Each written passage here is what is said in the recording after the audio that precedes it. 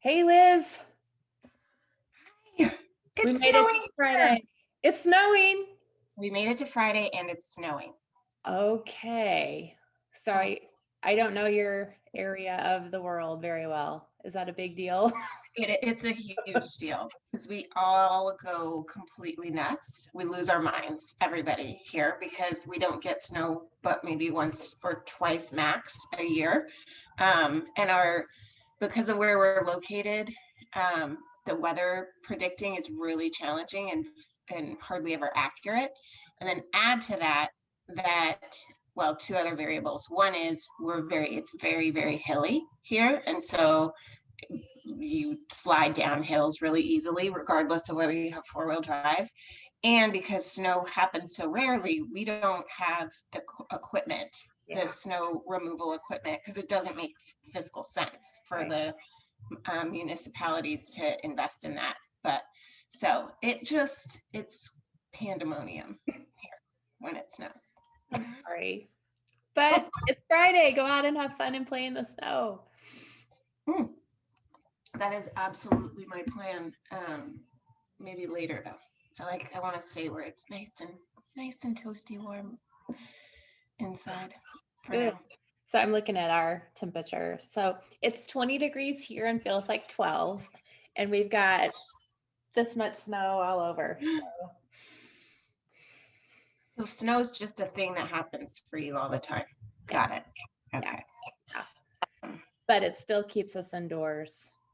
And it still drives me stir crazy because I haven't been able to get outside and the sidewalks are icy and the roads are slushy. And so it's still hard. It's kind of a novelty here. I think, we get crazy, but we also get excited. And then we get sad if it doesn't come to fruition, which is about 80% of the time. Oh, yeah. So that's fun. Yeah. So what are we talking about today? Oh, well, I promised I'd update you on my intermittent fasting experiment, so I can certainly do that.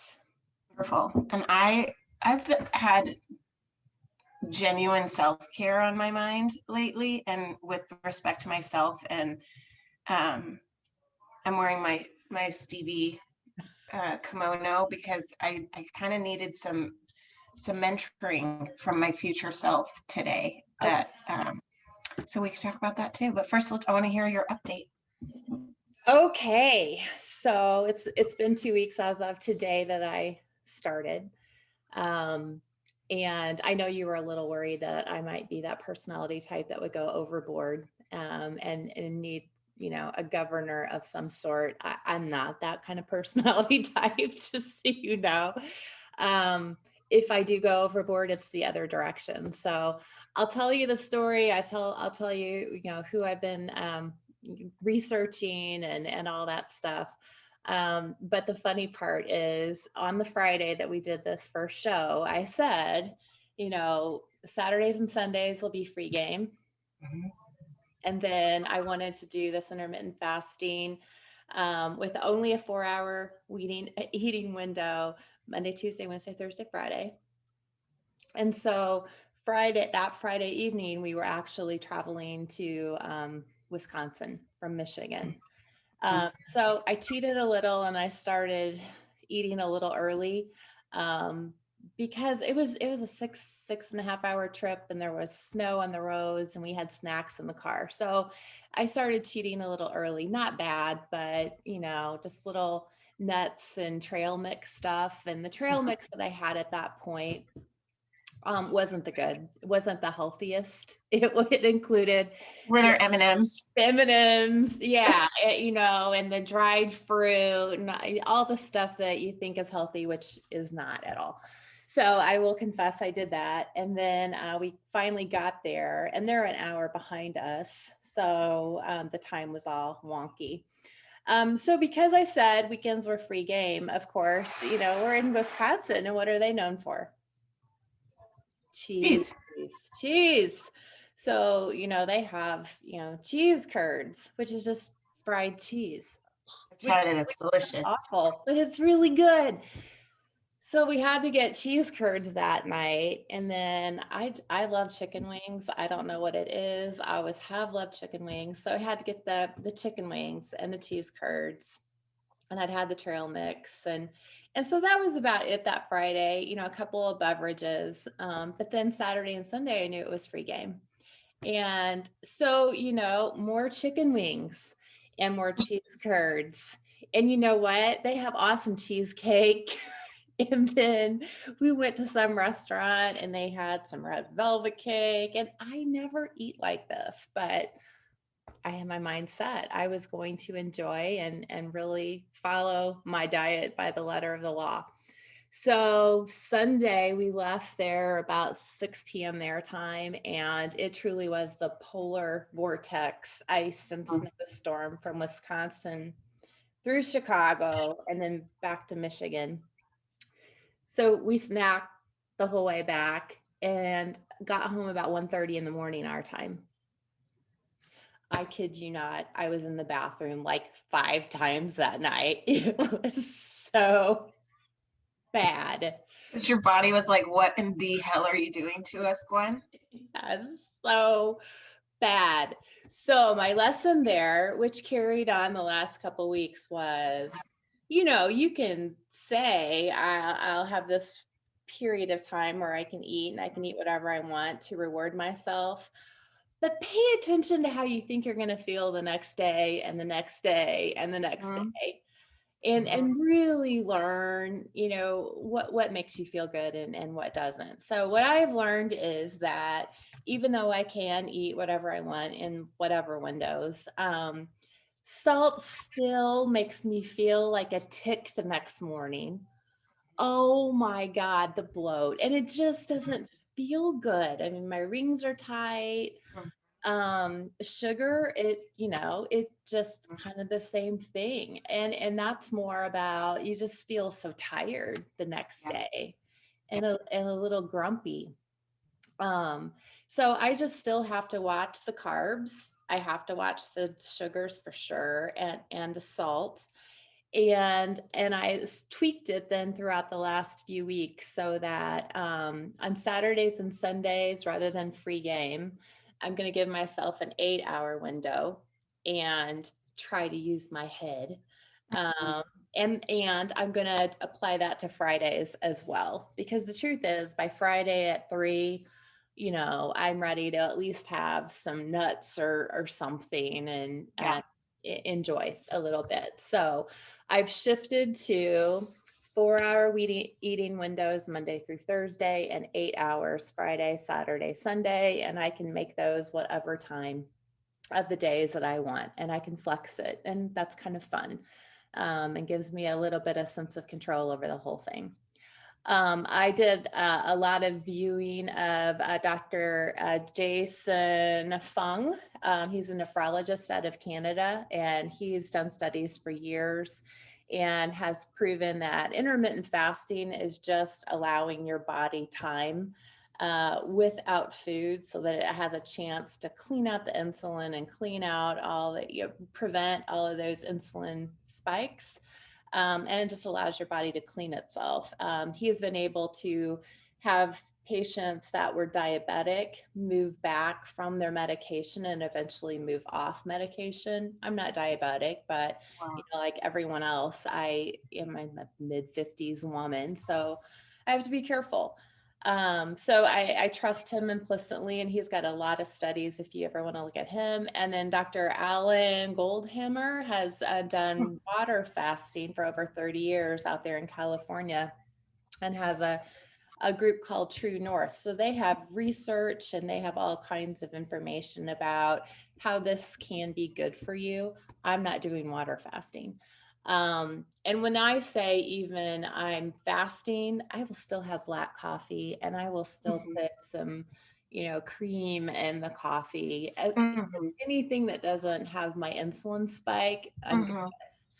There were That's so times, interesting. yeah, I mean, there were times when I was supposed to be fasting and I just started to feel a little lightheaded, and I'd get some raw almonds and have some. And I feel like, that's fine. Um, the funny part is it's not that hard. The funny part is I'm not hungry. The weird part is I figured out as I journaled that during the days when I'm fasting, the reason I go downstairs to the kitchen is because I'm bored. Or the reason I grab something is because I'm stressed and I want to choose something. So I've had to get gum and just put, sugar-free gum around, and maybe the purest fasters would say that goes against a fast. And that's just something I have to do. I've also figured out it bothers my daughter and my husband. So used to I'd go Why? downstairs and I'd hang out in the kitchen and we'd snack during the day, Mhm. throughout the day. And now when I go down, if I just stand and talk, they're like, "What's wrong? Aren't you hungry?" I'm like, "No, I'm not. I'm good. I'm good." And then sometimes I'll just go downstairs and walk around the house because, as I said, it's 20 freaking degrees here and I can't go outside. And they're like, "What are you doing?" I'm like, "I'm walking." And they're The like, "That's exercise. weird." I'm like, "So it would be normal and fine if I walked down into the pantry and was sitting there eating, but it's weird that I'm coming down here and walking around the house? I mean, what's weird about that?" Well, what that reminds me of is just um, how when we try to make positive changes in our lives, it doesn't just impact us, it impacts those around us. And sometimes that can be a great thing. And other times it's, it makes people uncomfortable, because if you're going to change, do I have to change? Like, I remember Ian and I talking about our New Year's resolutions, and he made the mistake of saying, I might want to improve my muscle tone. I might. And I was like, oh, we work out together. We can. And he's just like, never mind. Never. No, forget I said it. Forget I said it. And he even was like, don't bring this up again to me unless I bring it up to you. And it was a clear signal that he didn't want me to come in and like micromanage him and Pile on. make right, and make my fitness goals his fitness goals. Right. He didn't want that. And my big thing is that I've decided I'm going to go back to school again to get my health and wellness coaching certificate. Okay. And so just listening to this and thinking about um, just how you approach people who want to make change but have a lot of anxiety around it, and we can all go to extremes. Mhm. That's something that I'm going to have to be really careful and mindful about, Mhm. because I mean, it's no secret that I'm a high energy person, and I can be a real cheerleader, and that can be overwhelming for people. So even as you were talking about your experience, I was trying to be careful to not be like, well, and then what happened? And how much weight did you lose? And, like, because that's just not helpful. It's Mhm. not helpful. Yeah, and as you work with clients, that family dynamic really is critical. So the other piece I haven't yet mentioned is, at least for me, when you are shifting what you eat and when you eat, um, I don't know what it is, but there's such a relationship, I think, to eating times and eating with family, that's a bonding experience of some sort, or a 100%. relationship. And so my husband generally cooks. I might make some side dishes, but he generally Mhm. cooks. He plans the menu. So there were a couple of days that I shifted my eating window to the like noon to 4. And then when it was time for dinner, I would help and then sit down and we just have a cup of coffee or a glass of water, seltzer water or whatever. He did not appreciate that at all. It was, yeah, I knew you were doing this, but I planned this meal for us and I cooked this for us. And okay, yeah, you could package it up and save it for lunch tomorrow, but, and I thought, wow, you know, his love language? I'm wondering, I'm sitting here wondering, like, is that how Mike like shows his love for you, is I to cook for think you? so, but I didn't really get that. So, so I talk about I can flex this and I can flex that, Mhm, but there's this other relationship. mhm, Yeah. mhm, So a way that he receives value and love from me is by mhm, me participating and fully mhm, appreciating what he cooks every evening for us. mhm. So I'm having to think through that Yeah, a little bit. that's Hmm. that's hard. Yeah, I've been working on self-care too, as you know, and I had a really impactful conversation with my counselor. She's been my counselor for 12 years, and I absolutely adore her, and she's retiring. So I'm trying to like suck every ounce of Yeah. the marrow of her wisdom Big before deal. we're done. She's retiring at the end of March, and so this last time we were talking about all of the ways that I have tried to create structure to have self-care and to promote and prioritize that. And the really interesting thing she brought up is, when are you doing things that are taking care of you because you're checking a box and it's just one more thing that you've added, versus you're actually getting the mental and emotional benefit from the thing. Hmm. And that was kind of, I don't know, for me it was a bit of an epiphany, because I am a doer. I always have been, I always will be. I just do all the time, right? If you have something that needs to come to fruition, call me and I'll make it happen. But I really am bad at just being sitting and being present and being mindful, which is why that's my thing to do, right, for 2021, is to be mindful. And so she started interviewing me about all of the things that I've put on my roster to do self-care. And then she listed them back to me, and she's just like, what, how does this make you feel when I list back to you that I started a Sunday strollers walking club, I started a book club, I work out on Zoom 3 times a week with my two girlfriends. I've been trying to get Ian and I to walk in the morning together. Um, oh, I said I'm going to do 50 hikes in 2021. She is listing this back to me, and she says, when I look at this list, I'm just exhausted. So she said, so what do you think that's about? That your idea of self-care is to make this long list of to-dos for yourself. Do And this and this and this and this and get somebody else to do this. right. Well, I it comes back, I think, for me, that to a central premise of my personal struggle, and that is that I'm much more comfortable doing than I am being. Because when you're being, you're quiet. And there are 12 squirrels living in my head. Um, I don't know if I've mentioned the squirrels to you before, but they're there. They live in my head and they're bouncing around. They're all on crack. They're regularly hosting raves together. Oh, wow. And So they're yeah, not and calm so girls. no, oh no, they are not calm.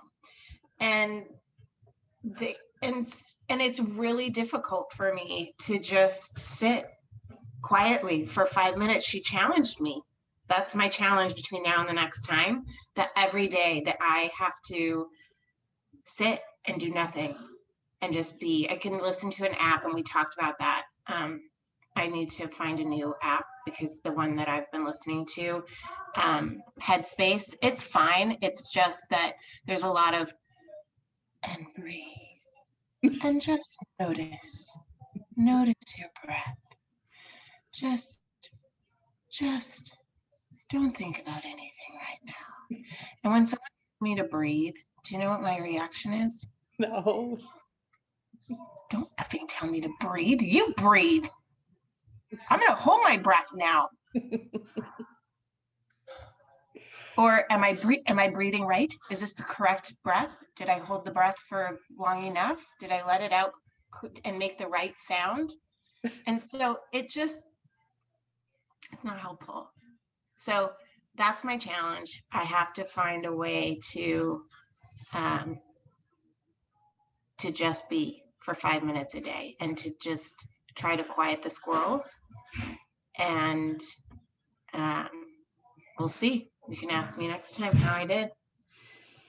Yeah, well, I've got a question for you and kind of an analogy, I think. Let's see.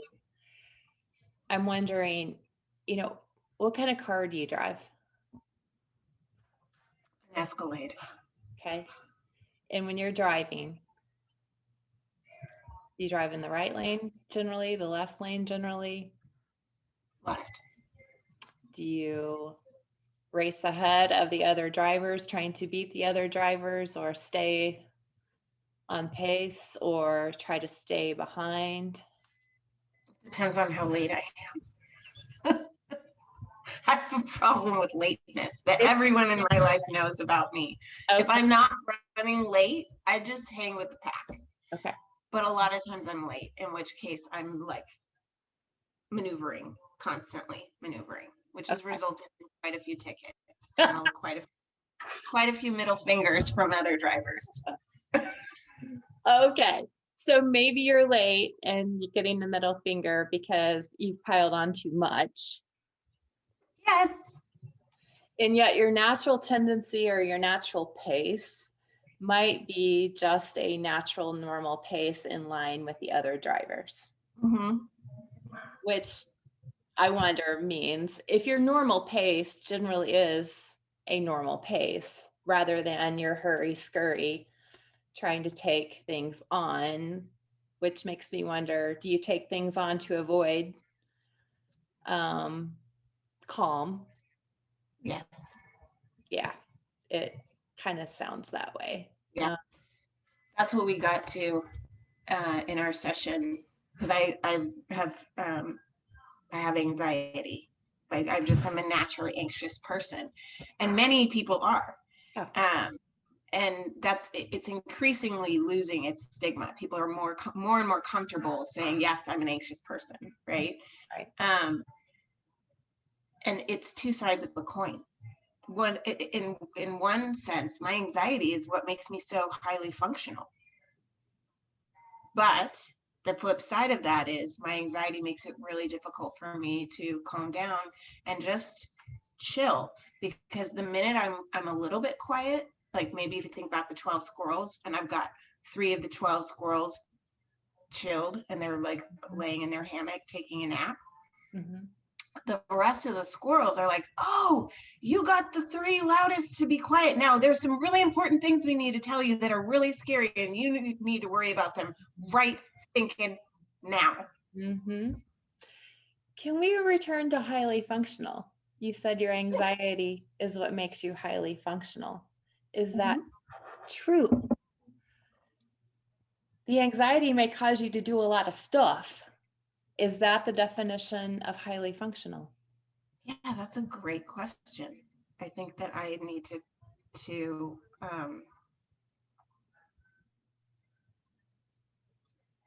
I need to explore that. To what degree am I functional? I mean, I would say if you look around at my life, there's like things are going good. Everyone's healthy, right? Like my mom is doing so much better now than she was, good, a month ago. And a lot of that is because of me doing, right? I found out she was in massive debt, and I went and negotiated with every one of those creditors, and now she doesn't have debt. And so, but I think what you're getting at is, what is the opportunity cost of all of this doing? What am I missing out on? What's happening with my relationships? And what is your vision for Liz as a high functioning Liz?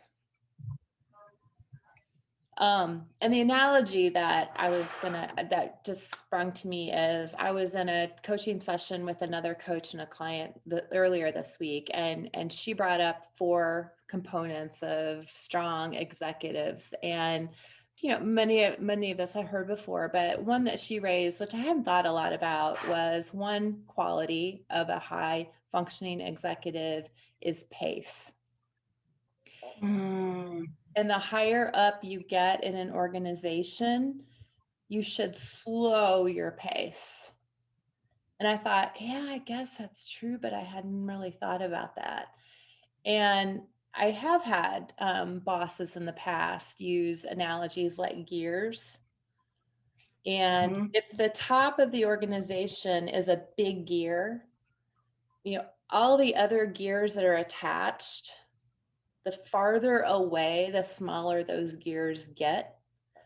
And so just imagine if that big gear at the top is going around like this, how fast those mhm. small gears have to go just to Yeah. keep up. And his point at the time was, if he, as the CEO, were moving fast, there's no way for the front line to keep up with all the changes that Mhm. he was making. Even though that felt like a good pace for him, no one else could keep up, and they just lose and they quit and they stop. Burn out.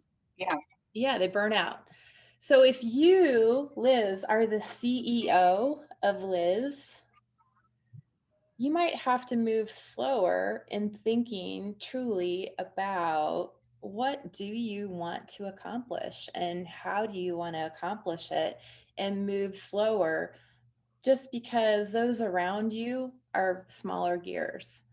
And then the reverse, if you let a small little gear keep coming in, or a bunch of little gears keep coming in and impacting you, it starts jerking you around. Um, Yeah.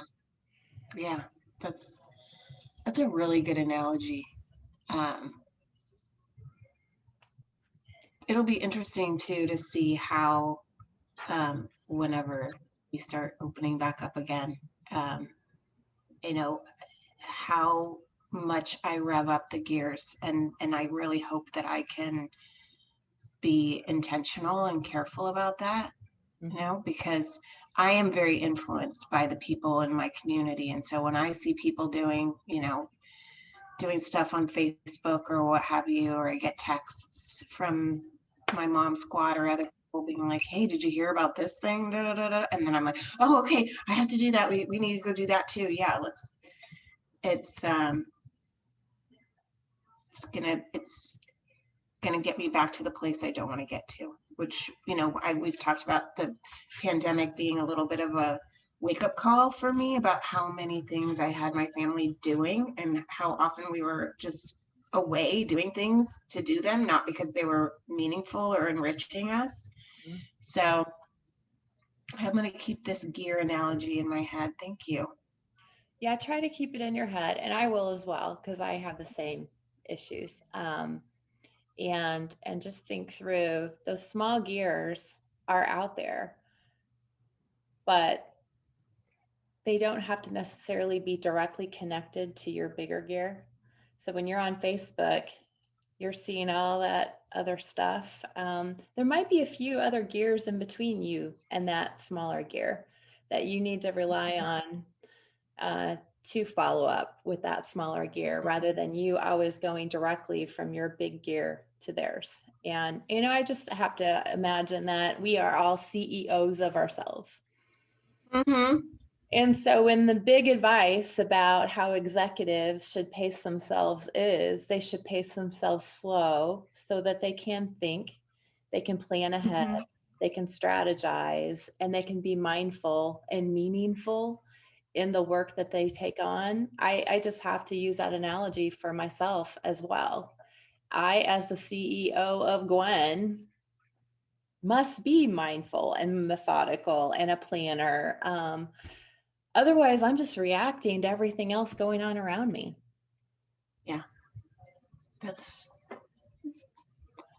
it's an important insight for me to remember. Yeah, not easy. CEO of myself. Yep. Yep. And then in terms of my little experiment, it has allowed me to be more mindful. Because there's been a lot of time that I'm not running down to the snack room and not eating and not cooking. And so it's given me time just to go, what do I want to think about? And I think Yeah. when we started this, I had my little number up. I'll put it back up. I was 114% of my goal at that time, the start. And as of today, I'm 112.5% over my goal. So Wow. working. Good for you. It's working. That's amazing. That's amazing. Well, I'm not going to do it today, but I have been moving my body. Okay. I'm not like pressuring myself to run, but I am doing a combination of running / walking. And Okay. I've tried to do it 4 times a week, and I'm trying not to judge the distance either. So one day I did 2.5 miles, and it was hard, but I felt good at the end. And then the second day I worked out with my friend trainer, Dion, and then I went 1 mile, and it was the longest mile of my life. I stopped Yeah. like 80 times. Yeah. Stopped. Oh, I've done that too. Yeah. But I Yeah. still did it. I went out there. It was a mile that I wasn't sitting here, reading emails or looking at Facebook, or it Yeah. was, Good. and I was by myself. I was by myself, and I was with myself, and I had to listen to the squirrels, and I had to be like, okay, squirrels, I hear you. This is hard, but we can do hard things. Yes, you can do hard things. And that is being mindful. So give yourself some credit for not only doing a mile, but for being mindful as you were jogging and walking. That's That's awesome. a really, okay, here's another takeaway. I have this misconception that being mindful means you're at peace Mm, and you're happy and you're content and you have perspective. But maybe I need to change my definition of mindful. It yeah. just means that I'm here for it, whatever it is. And sometimes that it isn't going to be great. Yeah. Mindful just means you have your mind on whatever you are actually doing. You can be mindful while walking, while running, while chewing, anything for 5 minutes a day, rather than just doing it on autopilot, not even paying attention to the fact that your body is doing something. Yeah, sometimes being mindful means going, oh, I feel a little lonely right now, or I'm a little down today, or I'm worried that I haven't talked to that person in a while. Mm-hmm. Are we still friends? Mm-hmm. That's mindfulness. That's my epiphany for Mm-hmm. today. Yeah, mindful is not the same thing as meditation. They're different. So interesting. Well, thank you, my friend. Thank you. So for next week, we're going to keep working on this stuff. I will tell you that the benefit I've had the last 2 weeks isn't as much this change in percentage. It is the benefit of being intentional or mindful the next day about how I feel. And then shifting what I do based on how I feel. And I'm feeling better and better and better every day. Awesome. That's really cool. Well, next time I'll tell you whether I spent my 5 minutes and how it went. Okay, sounds good. Now go play in the snow, have fun, have a great weekend. Thanks. Thanks. You have a great weekend too. Thanks. Bye. Bye.